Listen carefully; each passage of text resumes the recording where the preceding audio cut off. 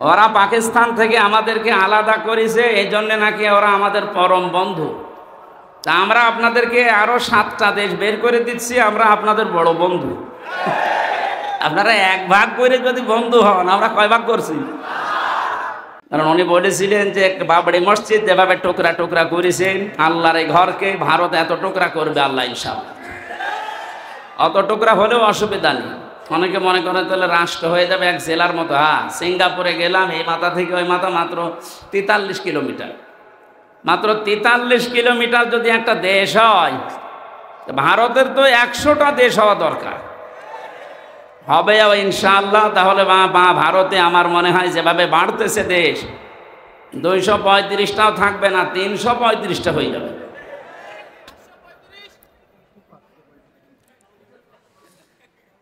ওনার আর একটা স্বপ্নের কথা বলছে। উনি জানিয়েছিলেন এই দেশে জালেমদের নাকের উপরে কালেমার পতাকা পথ করে উড়বে।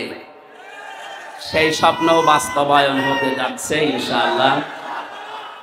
আল্লাযীনা আতাইনাহুমুল কিতাবা ইয়াতলুনাহু হাক্কা তিলাওয়াতি উলাইকা ইউমিনুনা বিহি ওয়া মান ইয়াকফুর বিহি ফাউলাইকা হুমুল খাসিরুন। সূরা বাকারা 121 নম্বর আয়াতে আছে, আল্লাহ পাক বলেন যাদেরকে আমি এই কিতাব কোরআনে কারীম দিয়েছি তারা তেলাওয়াত করলে কিতাবকে হক আদায় করে তেলাওয়াত করে। কি আদায় করে? তাহলে কোরআন যারা পড়বে তারা যেন হক আদায় করে পড়ে। উলাইকা ইউমিনুনা বি, আর এই মানুষগুলো, এই যে আল্লাহ পাক মনে হচ্ছে তার কুদরতির আঙ্গুল এইভাবে ইঙ্গিত দিয়ে ইশারা দিয়ে জানিয়েছে রংপুরের পার্বতীপুরে এই মানুষগুলো যারা এখন শুনছে পড়ছে, আমরা এখন আল্লাহর কুদরতি হাতের নিচে আছি। উনি যেন আমাদেরকে ইঙ্গিত দিচ্ছে যে এই মানুষগুলো, উলাইকা ইউমিনুনা বি, এরাই আমার কোরআনে বিশ্বাসী। ওয়া মান ইয়াকফুর বিহি, এখন যে ব্যাখ্যাটা বলবো এর ভেতরে যদি আপনার পড়া না মেলে, ফাউলাইকা হুমুল খাসিরুন, ওই মানুষটা আমার কোরআনে বিশ্বাসও করে না, তারা ক্ষতিগ্রস্ত। বলেন নাউজুবিল্লাহ। শিক্ষিত মানুষ যারা আছেন এবার মিলাবেন। কোরআন যদি কেউ হক আদায় করে পড়ে সে আল্লাহর কোরআনে বিশ্বাসী, হক আদায় করে না পড়লে সে আল্লাহর কোরআনে বিশ্বাসী না। কোরআন যারা বিশ্বাস করে না তারা কাফের। এই কথা বলছেন কেন? 4টা শর্তের প্রথম হচ্ছে আপনাকে তেলাওয়াত করা লাগবে শুদ্ধ করে। বাংলাদেশে একটা সমস্যা হয়ে দাঁড়িয়েছে, 100 জনের 95 জন কোরআন শরীফ শুদ্ধ করে পড়তে পারে না। প্রথমটায় তো ধরা খেয়ে যাচ্ছে আমরা। এজন্য শিক্ষা ব্যবস্থা যেখানে যেটা আছে, সে মাদ্রাসার নাম হোক, স্কুলের নাম হোক, মডেল নাম হোক, কিন্ডারগার্টেন হোক, যাই হোক, এখানে 100 মার্কের কোরআনে কারীম আমরা বাধ্যতামূলক চাই। আমরা কোরআনে কারীম হক আদায় করে পড়তে হলে এটা শুদ্ধ করে পড়ার নিয়ম করতে হবে। শিক্ষা ব্যবস্থায় 15.5 বছরে এমন ভাবে ধ্বংস করে দিয়েছে, আমি একটা একটা করে পয়েন্ট আকারে বলতে গেলে আপনি এখনই উঠে দাঁড়িয়ে পড়বেন। এই জন্য আমরা যেখানে যে প্রতিষ্ঠান গড়ে তুলছি, আজকের এই যে নোরানি ক্যাডেট হাফেজিয়া মাদ্রাসা, এখানে আমি জানি শুদ্ধ করে পড়ানো হয়। আরাতিলিল কুরআনা তারতিলা, আল্লাহ পাক বলেন কোরআন পড়তে হলে স্পষ্টভাবে সহি শুদ্ধভাবে তারতিলের সাথে থেমে থেমে পড়ো। এই নির্দেশ কার? তাহলে আমরা প্রথম বুঝলাম 1 নম্বরে যদি কেউ কোরআন পড়তে চায় হক আদায় করে, তাকে শুদ্ধ করে পড়া লাগবে। দ্বিতীয় নম্বরে শুদ্ধ করে পড়লেই হবে না, এটা আপনাকে বুঝতে হবে। ফেরাউন তার রাজত্বে নিজেকে খোদা দাবি করার জন্য যে পয়েন্টগুলো সামনে এনেছিল, সেটার দ্বিতীয় পয়েন্ট ছিল এই আসমানি কিতাব জনগণকে বুঝতে দেওয়া যাবে না। আমার মনে হয় হাজার হাজার বছর পর অনেকেই হামানের মতো মন্ত্রীর পরামর্শে, উপদেষ্টাদের পরামর্শে, লেডি ফিরাউন দুনিয়ায় যারা এসেছিল তারাও আল্লাহর আসমানি কিতাব কোরআনে কারিমকে বোঝার পথ বন্ধ করে দিচ্ছিল। মানে দিয়েছে। কোরআন বোঝার মতো কোনো ইনস্টিটিউট এদেশে খোলা হয় না, কোরআন গবেষণা করার মতো কোনো প্রতিষ্ঠান এদেশে বানানো হয় না। লালনের জীবনী গবেষণা করার জন্য একাডেমি বানিয়েছে। লালন গবেষণাগার বানানো হয় এদেশে, লালন একাডেমি তৈরি করা হয়। অথচ কোরআনের একটা শব্দ নিয়ে আপনি চিন্তা ভাবনা করে নতুন কোনো তথ্য বের করবেন সেরকম কোনো প্রতিষ্ঠান এদেশে নেই। দুঃখজনক হলেও সত্য, আমরা ৯৬% মুসলমান। কত ভাগ? ৯৬%। ৯৬% আমাদের দরকার নেই। গত পরশু দিনের আন্তর্জাতিক একটা রিপোর্ট পেয়েছি, এদেশে এখন ১০০ জনের ১৪ জন মানুষ যারা বিদায় নিয়েছে, জালেম স্বৈরাচারী, এদের পক্ষে এখনো পর্যন্ত সাফাই গাচ্ছে। ১০০ জনের জবান খোলেন না কেন? ১০০ জনের ২৮ জন এখনো পর্যন্ত যে কোনো কায়দায় থালা হাতে নেওয়ার চেষ্টায় আছে। সে যেভাবেই হোক, যে থালা দেন, থালা নিয়ে কি করবেন? আগস্ট মাসের ৫ তারিখের পর থেকে আজকের এই সেপ্টেম্বরের ২১ পর্যন্ত আমরা একটা জরিপ দেখতে পাচ্ছি, যারা এখনই খাবো খাবো বলছে তারা কিন্তু তাদের চরিত্রের বহিঃপ্রকাশ এই ১ মাস ১৫ দিনে ঘটিয়ে ফেলেছে। আনন্দের সংবাদে জরিপের শেষে লেখা আছে, এই দেশে ১০০ জনের ৫৮ জন মানুষ এখন চাচ্ছে আল্লাহর আইন দেশে কায়েম হোক। কথা বোঝার চেষ্টা করে ভাই, থাকবে পরে দিন। যে মানুষগুলো চাচ্ছে দেশে ১০০ ভাগের ৫৮ জন মানুষ আল্লাহর জমিনে আল্লাহর দিন কায়েম হয়ে যাক, তাহলে সে যার অধিকার ফিরে পাবে। তাদের মুখ দিয়েই শোনেন, তারা বলছে ভাই ওনাদেরকে একটু সময় দেন না কেন? কেবল মাত্র ১৫১৫ বছরের, একদিন ২ দিন না, ১৫.৫ বছরে সব উলট পালট করে রেখে গেছে। যারা দায়িত্ব নিয়েছে তাদের প্রতিদিনের বক্তব্য এটা যে হাত দেব কোথায়, যেখানে হাত দেয় সেখানে দুর্নীতি। একটা দেশ কত বড় দুর্নীতিগ্রস্ত হলে কেন্দ্রীয় মসজিদের ইমাম পর্যন্ত পালিয়ে যায়। এ চোরাই আবার কালকে এসেছিল, পিটানি খেয়ে বিদায় নিয়েছে।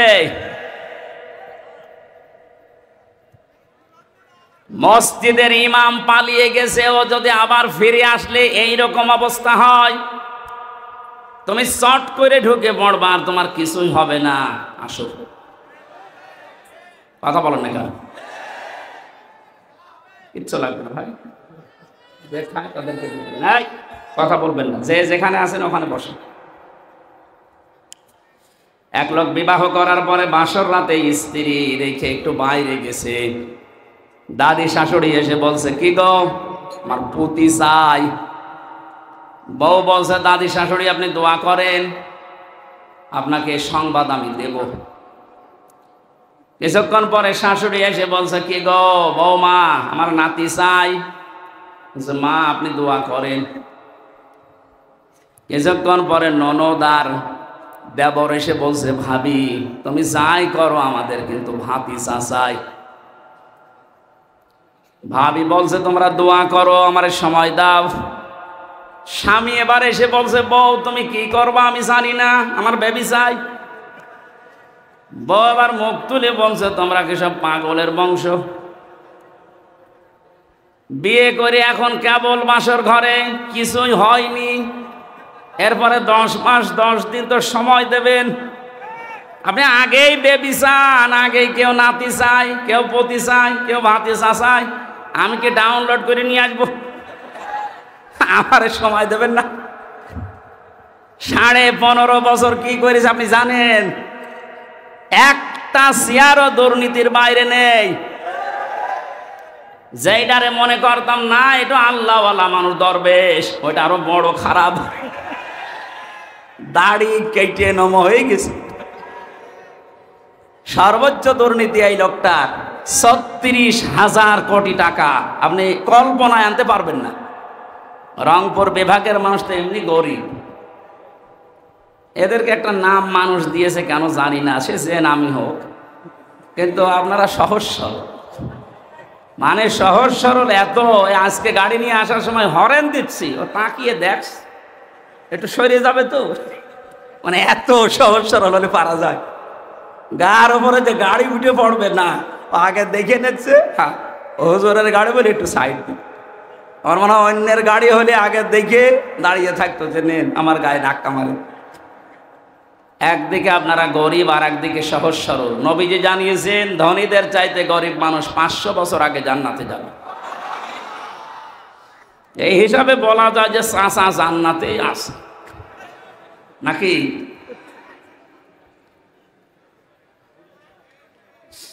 আমার ভাইরা যারা দায়িত্ব পেয়েছে সংস্কারের জন্য, যখন ছাত্ররা আপনাদের হাতে দিয়েছে, খুব তাড়াতাড়ি করেন, এদেশের কোনো চেয়ার যেন বাকি না থাকে, সবগুলো সংস্কার করেন। কারণ এই জালেমদের দোসর এইগুলো। 1628টা চেয়ার ছিল বাংলাদেশে, মেন চেয়ার, এই চেয়ার না, ওইগুলো, ওই চেয়ারগুলো দিয়ে এ দেশ পরিচালিত হইতো, আর ডিরেকশন আসতো দাদার কাছ থেকে। সুতরাং আমরা চাই এদেশের এই 1628টা চেয়ারের একটা চেয়ারেও যেন কোনো জালেম না থাকে, জালেমের দোসররা না থাকে, সবগুলো সংস্কার করে নতুন মানুষ এনে বসান। হ্যাঁ, কথা বলেন না কেন? এটা করার জন্য আপনাকে সময় কিছুদিন দেওয়া লাগবে না, 10 মাস 10 দিন, নাই তো কি ফিলাক্সিলট করে নিয়ে আসবে। এখনই খালি বারবার যে দেন থালা, থালা দেন, থালা নিয়ে করবেন কি? এ অবস্থায় যদি আবার ছেড়ে দেয় তাহলে এই 15 বছরের মতো দিনের ভোট রাতি হয়ে যাবে। এজন্য সংস্কার যখন চলছে, আমরা আহ্বান জানাই যারা দায়িত্বে আছেন, আপনারা একটা সম্মানজনক সময় নিয়ে তাড়াতাড়ি সংস্কার করেন। একটা জালেমের দোসরকেও আমরা আর দেখতে চাই না।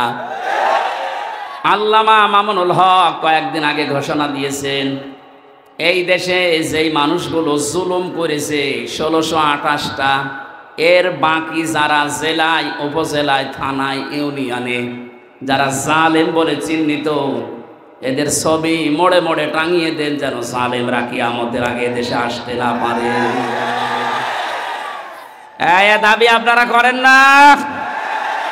কিয়ামতের আগে দেশে আর জালেমরা আসতে পারবে না, সব ছবি টাঙিয়ে দেন, আসুক। শর্ট করে ঢুকবে, আমরাও শর্ট করে ধরবো, শর্ট করে আর একেবারে আয়না ঘরে লাগিয়ে দেবো। আমি 10 দিন ছিলাম মাত্র, আমার জীবন অতিষ্ঠ হয়ে গিয়েছিল। আর ব্যারিস্টার আরমান 8 বছর। আপনি ভাবতে পারেন কত বড় কঠিন জায়গা এটা। মুফতি ফখরুল ইসলাম আমার সাথে ছিল জেলখানায়। উনি বলছিল আমারে যখন আয়না ঘরে নিয়ে যায়, মাটির নিচে এই পায়ের ভেতর দিয়ে হাত উপর দিয়ে দিয়ে সামনে যে রডের বেড়া দেওয়া আছে, এই রডের সাথে দিয়ে হাত তালা লাগিয়ে দিত। আপনি যদি কায়দ হবেন না, সেই কায়দা নেই। আমারে বলতো, হামজা ভাই, আমার মাঝে মাঝে মনে হতো আল্লাহ হয় মরণ দাও, না একটু শোয়ার ব্যবস্থা করে দাও। এই যে শুয়ে থাকা, এটা যে কত বড় নিয়ামত আল্লাহ, আমি ওই কতদিনে টের পেয়েছি। হাত যদি শুধু বেঁধে রাখতো তাও তো ঘুমানো যায়, হাতে পায়ের ভেতর দেয়, সামনের দিকে রডের বেড়া ওর সাথে লাগিয়ে তালা লাগিয়ে দেয়। দেখ 1.5 মিনিট সময় দেয় টয়লেট করার জন্য। আর খাবার যা দেয় মনে হয় কেউ মাখিয়ে রেখেছে, ওইটা এনে দেয়, খালে খান, না খেলে মরে যায়। মানে মরে গেলে তো আর অসুবিধা নেই, কেউ তো জানে না যে ও আছে কি, এমনি মানুষ মরে যায়। আমার নাই ভেতরে কোরআন শরীফ ছিল, প্রতিনিয়ত আমি কোরআন শরীফ পড়তাম আর বিভিন্ন দৃশ্য ভুলে থাকতাম। কিন্তু যারা হাফেজ না, কোরআন শরীফ নেই, তাদের কি অবস্থায় 8টা বছর কেটেছে বলেন তো? আমার 3 বছরই যেতে চাই না। আমার ডায়াবেটিস হয়ে গেছে, অথচ আমার শরীর চলে না। এই শরীরে ডায়াবেটিস হলে মেনে নেওয়া যায়? কি কষ্ট দিয়েছিল ওই মানুষগুলোকে। আমার মনে হচ্ছে এই দেশের 18 কোটি মানুষ যদি এই জালেমকে মাফ করে দেয়, ব্যারিস্টার আরমানের বউ জীবনও মাফ করবে। আপনারা করে দেন আপনাদের বউমা, আমাদের বউ, আমার বউ তো মাফ করবে না, কারণ 3 বছর আপনি তার থেকে কি অবস্থায় রাখলেন। আমার জেলে দিলে কোনো সমস্যা না, জেলে দিলে 7 দিন পর পর দেখা করা যায়, কথা বলা যায় মোবাইলে, আর আমার একেবারে বিচ্ছিন্ন। সরকারি মোবাইল তো কল্পনাই করা যায় না। দায়িত্বে যেগুলো দিত সবগুলো হিন্দু, সুভাষ দাস, সুব্রত বালা, দেবদাস, দেবদুলা, এ নাম শুনলেই মনে হচ্ছে যে এ কিছু না কিছু করবে। এসে 24 ঘন্টা পায়ের কাছে হাতের কাছে বসে থাকবে। আমি তো কারোর সাথে কথা বলবো না। সবচাইতে বেশি ঝামেলায় লেগেছিল আমারে আর মাওলানা মামুনুল হক। আপনি কেন করলেন এইটা? এমনিতে জেলে দিতেন, আটকে রাখতেন, রাখেন। এই কয়েকদিন আগে আমার মামলা সব খারিজ হয়ে গেছে। মানে আগস্টের 5 তারিখের পরে যেই মামলা তুলেছে সব খারিজ করে দিয়েছে বিচারপতি। বলছে কি দেখে মামলার বিচার করবো, এর ভেতরে কোনো মাল নেই, যা। আমি বলতে গেলাম যে বিচারপতি, এ 3 বছর তো আপনার কাছেই ছিল, তখন তো বলেননি যে কোনো মাল নেই, এখন বলছেন কোনো মাল নেই, কি দেখে বিচার করব? উনি এইটাই বলতো যে হুজুর আমার হাত বাঁধা ছিল। কি ছিল? এখন আমার হাত খোলা আছে, এখন আর তো কেউ বাধা দেওয়ার মতো নেই। এখন সত্যটা আমি সত্য বলে জানিয়ে দিলাম যে আপনি নির্দোষ, কোনো দোষ আপনার আমি পাইনি।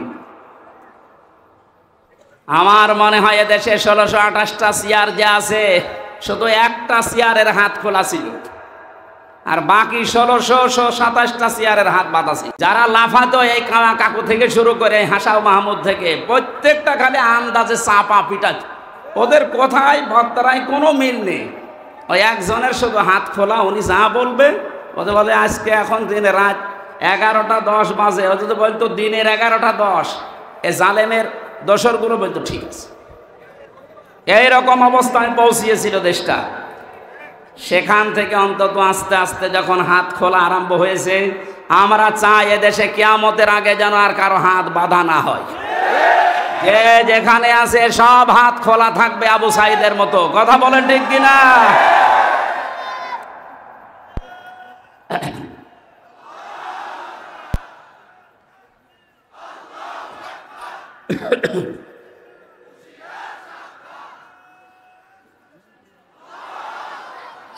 দরুদ পড়ছি, সালাম পাঠাচ্ছি আমাদের নবী মুহাম্মদুর রাসূলুল্লাহ সাল্লাল্লাহু আলাইহি ওয়াসাল্লামের প্রতি। তার প্রথম শব্দ ছিল কিয়ামতের দিন আল্লাহ মানুষকে বলবেন পড়। পড়ার শর্ত বলছিলাম কয়টা? 1 নম্বরে পড়তে হবে শুদ্ধ করে, 2 নম্বরে বুঝতে হবে এই পড়া বিষয়টা। আমি ছোটবেলায় যখন 9-10-এ পড়তাম, ওই সময় একটা ছেলে পড়াতাম কুষ্টিয়াতে। একটা ছেলে আমার কাছে পড়ে, আমাদের ছোট নদী চলে বাঁকে বাঁকে। আমি বললাম এটা মুখস্থ করে আমারে শোনা বাঁকাই। আমার বলছে হুজুর এই যে আমাদের ময়াকার দয়কার র একটা শব্দ লিখতে 4টা অক্ষর কেন লাগে এইটা আপনি বলেন, তারপরে আমি ছোট নদী পড়বো। হ্যাঁ, আমি জানি না একটা শব্দ লিখতে, বাক্য লিখতে যে 4টা অক্ষর লাগে, আমি তো জানি না। চিন্তা করলাম আল্লাহ, এর বয়স কয় বছর, এখনো দুধ ছাড়েনি, আর এ একটা শব্দ পড়বে, সামনের শব্দে যাবে না যতক্ষণ আগেরটা না বুঝবে। অথচ 96% মুসলমান এই দেশে আল্লাহর কালাম পড়ে যাচ্ছে আন্দাজে, কিচ্ছু জানে না। আহ্বান জানাচ্ছে এই ছেলেটার মতো মন তৈরি করেন, যেটাই পড়বেন আগে বুঝবেন যে আল্লাহ এবং তার রাসূল কি জানাতে চায়, এরপরে শব্দে যাবে। কথা বুঝতেছেন? 3 নম্বরে শুধু পড়লে বুঝলেই হবে না, যতটুকু জ্ঞান আপনি পেয়েছেন এই জ্ঞানটা মানুষের কাছে নিজের জীবনের ভেতরে বাস্তবায়নের চেষ্টা চালাতে হবে। 4 নাম্বার শর্ত হচ্ছে শুধু নিজে মানলে হবে না, এটা মানুষের কাছে পৌঁছিয়ে দেওয়ার নিয়ত করা লাগবে। এই হাদিসের ব্যাখ্যায় আর একটা হাদিস পেয়েছে, এদিকে তাকান। আন আবি হুরায়রা রাদিয়াল্লাহু তাআলা আনহু قال قال النبي সাল্লাল্লাহু আলাইহি ওয়াসাল্লাম, নবীজি বলেন, বাল্লিগু আন্নি ওয়ালাউ আয়া, তোমরা যদি একটা বাক্য জেনে থাকো ওটা মানুষের কাছে পৌঁছিয়ে দাও। বাল্লিগ দেননি নবীজি, বাল্লিগু বহু বচন। আলেম যারা আছেন তাদেরকে বলছি, কোরআনে কারিমে আল্লাহ বাল্লিগু দেয়নি, দিয়েছেন বাল্লিগ। ইয়া আইয়ুহার রাসূল বাল্লিগ মা উনজিলা ইলাইকা মির রাব্বিক, হে রাসূল আপনি তাবলীগ করেন, প্রচার করেন, ছড়িয়ে দেন, ছিটিয়ে দেন, জানিয়ে দেন, মানুষের ভেতরে প্রচার করেন যেটা আপনার রব আপনাকে দিয়েছে, তার নাম কোরআন শরীফ। তার নাম কি? আরো জোরে বলেন। কিন্তু এই কোরআন প্রচার করতে গিয়ে আপনার মনের ভেতরে যেন দুইটা জিনিস কখনো না আসে। কিতাবুন উনজিলা ইলাইকা ফালা ইয়াকুম ফি সাদরিকা হারাজুম মিনহু লিতুনদিরা বিহি ওয়া যিকরা লিল মুমিনিন। বলেন আল্লাহু আকবার। আল্লাহ পাক বলেন, এই যে কিতাবে কোরআন আপনাকে দিলাম, এটা যখন মানুষের মাঝে প্রচার করবেন তখন আপনি যেন কোনো ভয় পাবেন না, কোনো দ্বিধা দ্বন্দ্ব সংশয় সন্দেহ এগুলো আপনার মনের ভেতরে কাজ না করে। হারাজনের ব্যাখ্যায় মুফাসসিরিন ইকরাম লিখেছেন দুইটা বিষয়। এক নম্বরে কোরআন প্রচার করতে গিয়ে কখনো এই ভয় পাবেন না যে মানুষ হয়তো না বুঝে অনেকেই মন খারাপ করতে পারে। এরকম মানুষ দেশে নেই? আল্লাহ যেটা জানাতে চাই আমিও ওইটা বলতে চাই।